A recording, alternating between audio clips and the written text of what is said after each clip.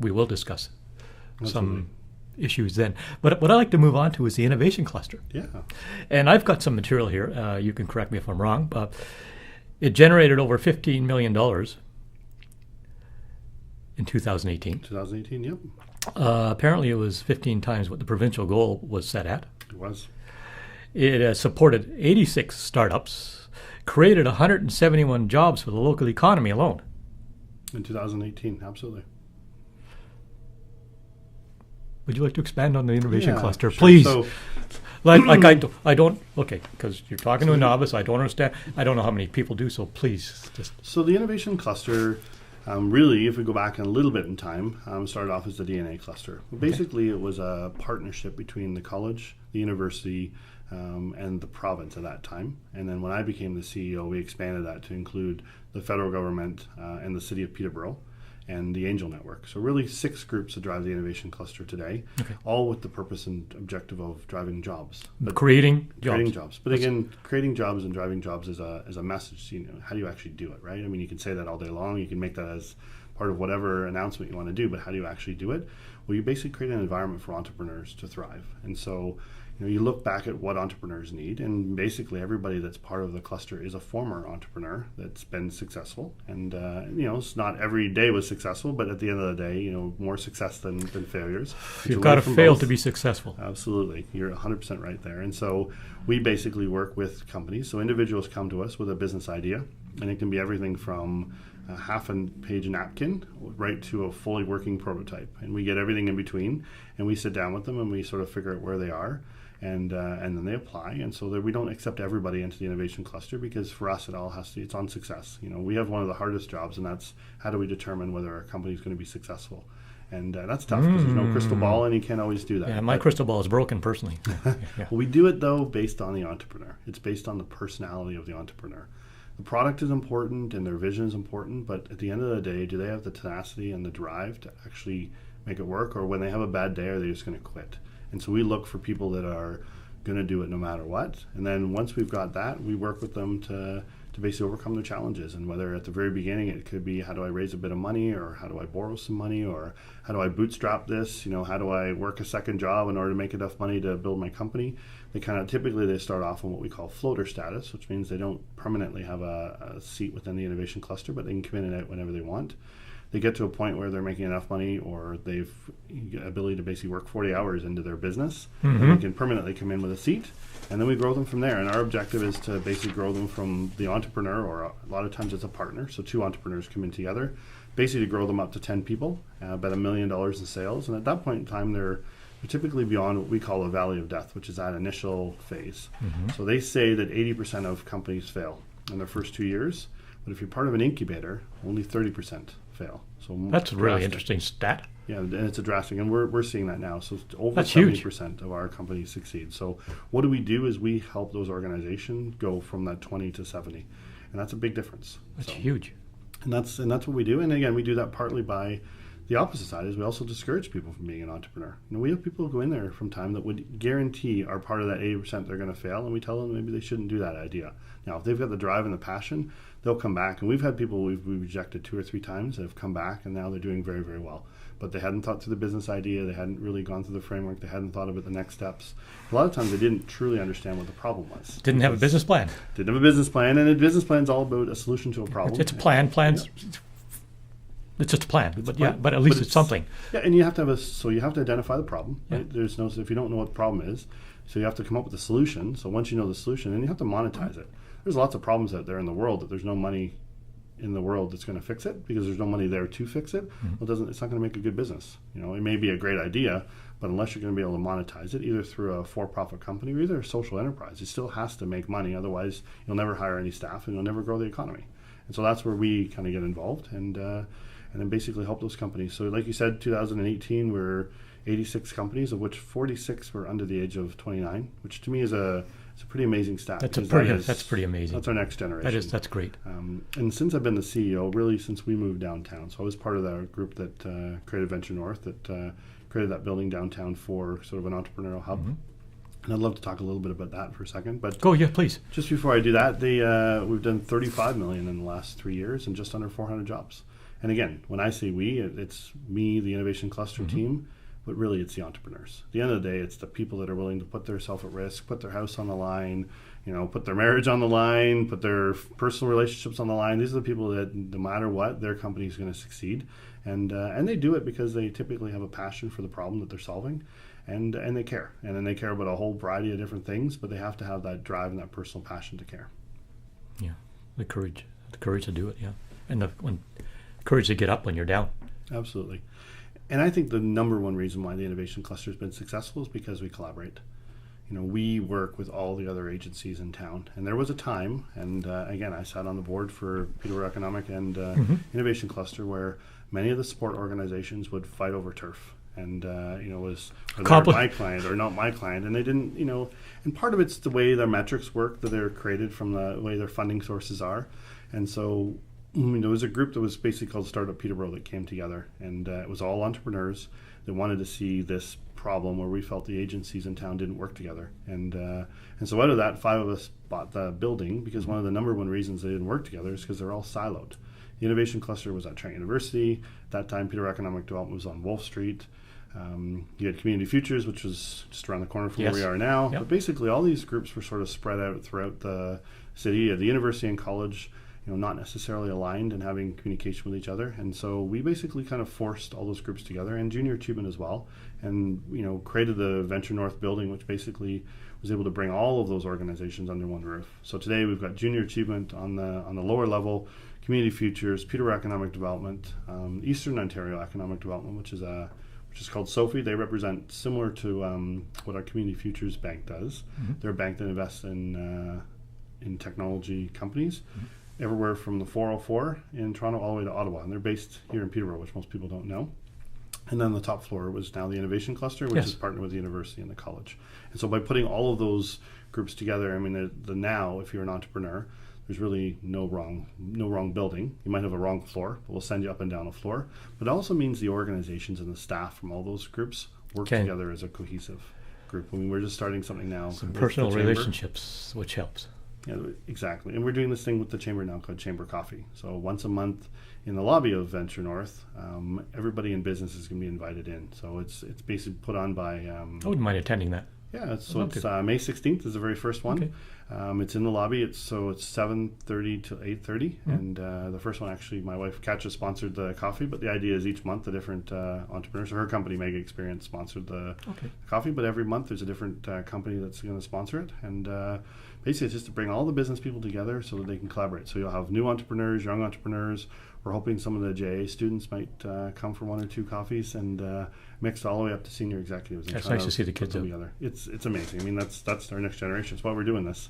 Yeah. We're not going to be here forever, and we've got to make sure the next generation is set up for sure. Satisfying. Very satisfying, yeah. Absolutely. Dave, you were interested in asking Mike about something about the innovation cluster. Yeah. You would like to go ahead with that? So I want to know what exactly.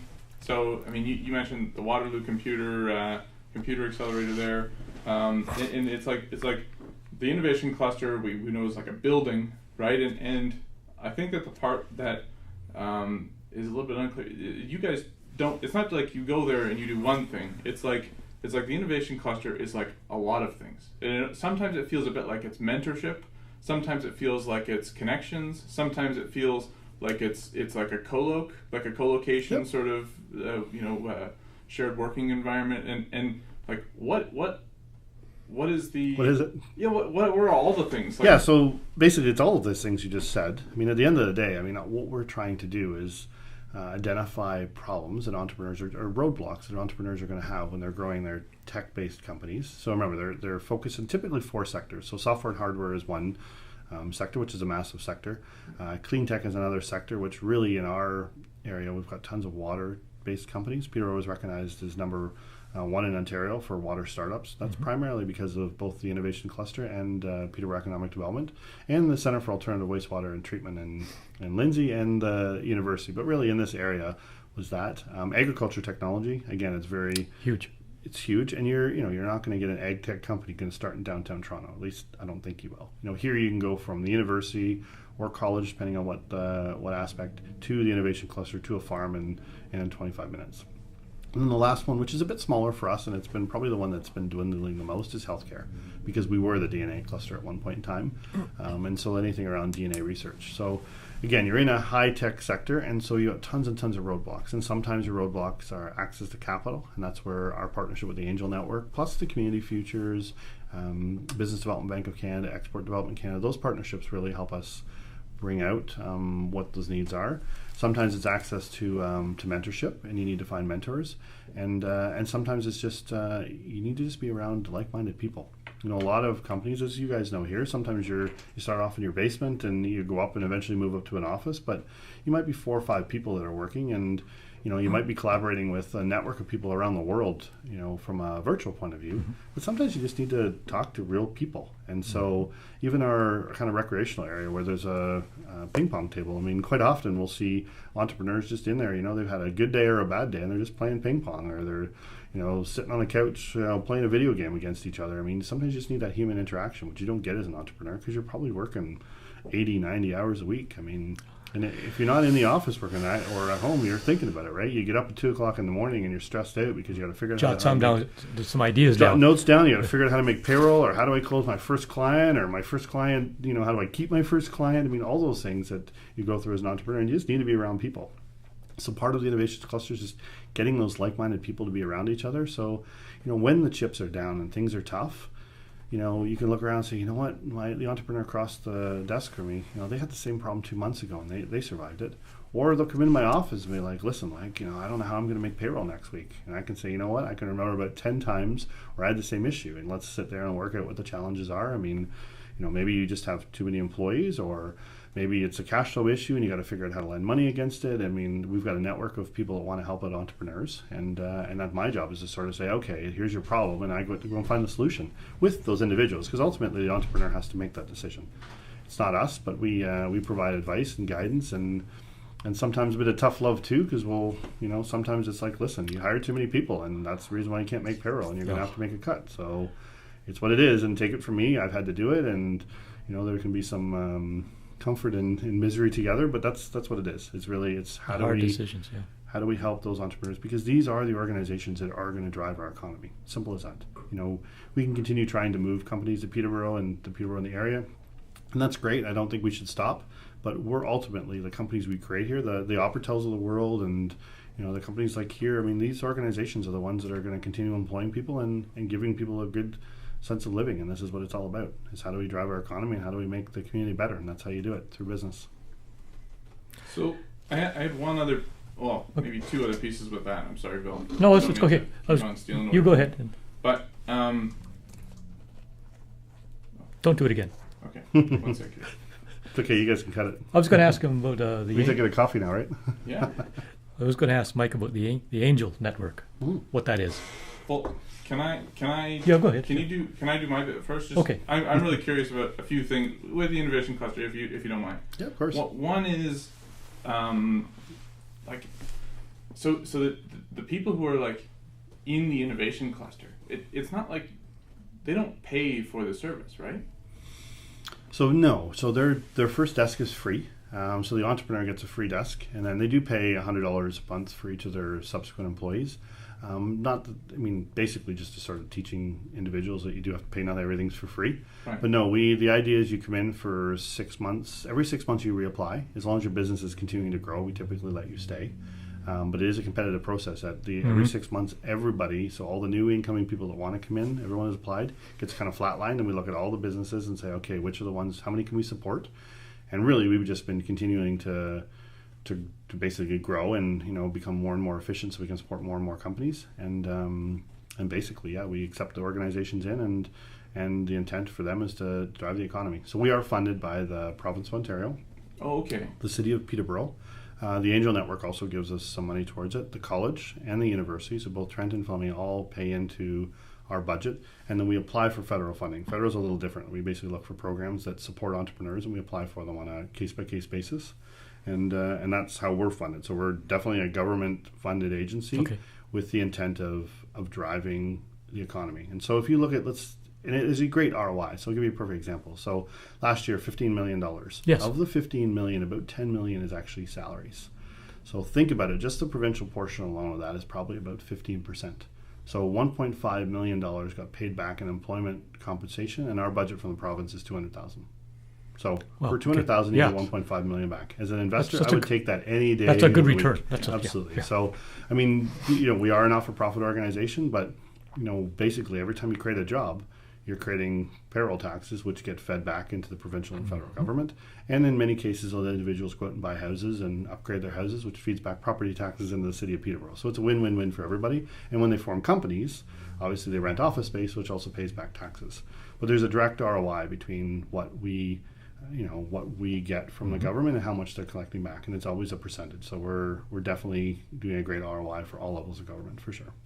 And so you're leaving the innovation cluster in the pursuit of the federal Conservative Party. But what is sort of the next steps along with the innovation cluster? Like where does it go from here? Is it like it is what it is now, and you're just going to change the methodologies, or is there more places that it's going to go? Or so that's a good question. So obviously we've got a new incoming CEO, and John will have so it's an interim role, so I am on a 6-month leave of absence. Obviously, like you said, we're really pushing hard to be our next MP, because I think for me it is the next evolution of everything I've been doing. That's your next goal. But the cluster basically is going to continue supporting companies. And so the more and more companies we support, the more and more that gets spun out. And it does change. I mean, the cluster changes every day. Every time a new client comes into the cluster, they have different requirements. And a lot of times we've got to react to their needs and say, okay, well, we need a knowledge partner with this expertise, or we need to go out and find a mentor with this expertise, or where there's a local company that maybe does the same thing and we can get a partnership. So we're always kind of moving and shaking in that world. And then youth-based entrepreneurship. We did a pilot project this year with Junior Achievement to really teach or show grade 7 and grade 8s what it's like to be an entrepreneur. When I ask them, who knows what an entrepreneur is, 1 or 2 of them put up their hands. 1 or 2. And I asked them how many of their parents are entrepreneurs. 3 or 4 might put up their hands. And I asked them how many of them want to be an entrepreneur. And typically the ones where their parents are entrepreneurs, they put up their hand as well. But that's it. That's So you get a class size Nobody of 50, else knows. And there's maybe 5. So 10% of individuals, and they're grade 7, grade 8. I mean, they're still mapping out their career. But if you were to put up your hand and say, how many want to be a doctor, or how many want to be a lawyer, or how many want to be an architect, way more hands are going to go up. And so we want them to think about being an entrepreneur. And being an entrepreneur is running a business. It can be multiple things, right? You can run 5 or 6 different businesses in your lifetime, and they can change. And so we want them thinking about that at a young age. And so the cluster's always really pushed youth-based entrepreneurship. So kind of 18 to 29, which is partly why we have a partnership with Trent University and Fleming College. But adding in Junior Achievement is we're now starting at a little bit younger age, so they're thinking about it. So when they decide to go off to college or go off to university, they may decide just to stay here in Peterborough and open their business and go to Trent University or Fleming College, as opposed to going off and paying for living accommodation somewhere else. Because many entrepreneurs have built their businesses in their parents' basement, and there's nothing wrong with that as long as you're not 50 and you're still doing it. There's nothing wrong with that at all. I mean, the lower risk that you can have when you're being an entrepreneur, the more chance you're going to be successful. Okay. So then my other question, and this is maybe more personally, so the innovation cluster is like fairly focused on technology, right? And then they've got the specialized areas where technology comes in more. And I mean, Peterborough has, for a long time it was considered to be quite heavy in terms of retirees. Mm-hmm. We are quite heavy in terms of we have a fairly large unemployed or homeless rate and things like this, and so in terms of like a technology hub, it seems like an odd fit. You know what I mean? Like we do have the university and the college, but I have a technology company, and one of the things that we struggle with is having technology people in Peterborough, and now with sort of the rise of remote work, and where there's more and more of that going on, then it's kind of funny. And I was thinking about how is it that or in your role as the innovation cluster, maybe you have more insight into this than other people would, but where do the people come from who are doing this tech stuff? Like where's the source of these people who are in tech? So good question. So a lot of them are out of the college university program. So I would say about a third of our clients today are from the region, And the other, when I say the region, like from Peterborough or Peterborough to Lindsay, the other 2/3 are basically typically come here from a college university program at some point in time and want to stay. Or if they're thinking about staying, and because of us being here, they are deciding to stay, where normally they would have just went back home or went off to Toronto or Ottawa or Montreal or a major center. So we're keeping them here, which is half the battle, is obviously get them to stay here. To your point about, Peterborough being a tech hub, I always wrestled this with Operitel. It was once we got people to consider coming to Peterborough, they loved it here, right? It was just getting them to consider here. And the number one challenge for typically couples, so you have to look at if your demographic from a client base or from a staff base is typically married. So if you've got a husband or a wife, that wants to come to Peterborough, then you're immediately trying to look for a position for their spouse. And the other thing is, if there's only one tech company, and when I had Operitel, there wasn't very many tech companies. It was like, okay, but what happens if I lose my job at Operitel in a year? I can't just go work for 15 companies. There's not 30 companies down the street with this in the tech sector. So we always had to overcome those two challenges. But once people got here, I think they love it. And by building a community, so the innovation cluster, just having things like we do an eConnect, which is what we call once a month. We have 2 local entrepreneurs come in and talk about building a company. It's actually at the venue. It's something that I donated way before I became the CEO of the cluster. And the idea was basically just to get people to come out for a pub night, and they come out and they talk and they realize that there's like-minded people and that there's companies like this company here. I mean, a lot of people don't know that it exists. When you're outside of the city of Peterborough, or realize that it's here. I mean, you've got an address for Peterborough, an address for Toronto on the website, so people don't, necessarily is it a Toronto company with a satellite office in Peterborough, or is it a Peterborough company with a satellite office in Toronto? Once people realize and meet some of the owners and the entrepreneurs that are part of it, then it's like, oh wow, there is a tech sector here. So part of it's the long answer to the short question is that we just want people to realize that we have a community here. And then your point earlier about being an elderly population, to me, there's a huge market here which is untapped. So one of the things we added to the innovation cluster as part of our healthcare was accessibility, and starting to look at accessibility technology, because we've got an untapped market of individuals that because of age, things are becoming less accessible, and technology can help solve a lot of those issues, and we've got a great test market here. So taking sort of our younger generation coming out of the university and college, and again, about 15,000 students are between the university and college, which is a huge percentage.